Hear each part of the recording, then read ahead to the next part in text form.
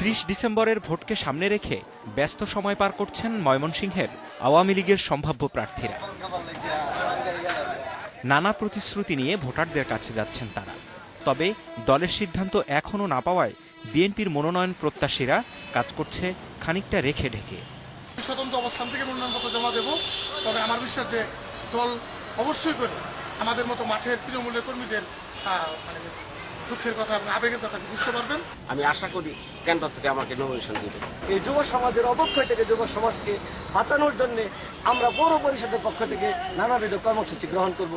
এবার আগে ভাগে নড়ে চড়ে বসেছে ভোটাররাও। সঠিক প্রার্থী বাছাইয়ে চলছে নানা চিন্তা ভাবনা। রাস্তাঘাট মানুষের সুখ দুঃখে যিনি সম্পৃক্ত হতে পারবেন। সারাক্ষণ যাকে পাই এবং সৎ লোক, এরকম লোকই আমরা মেয়র চাই। সরকারি দলের একজন প্রতিনিধি হইলে এই কৌশল উন্নয়নটা ত্বরান্বিত হবে।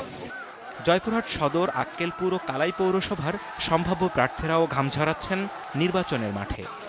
আসন্ন জয়পুরহাট পৌরসভা নির্বাচনে আমি বিভিন্ন এলাকায় গণসংযোগ সভা সমাবেশ করে যাচ্ছি। সভা নির্বাচনে দল আমাকে মনোনয়ন দিলে আমি বিশ্বাস করি যে আমি পুনরায় মেয়র নির্বাচিত হব।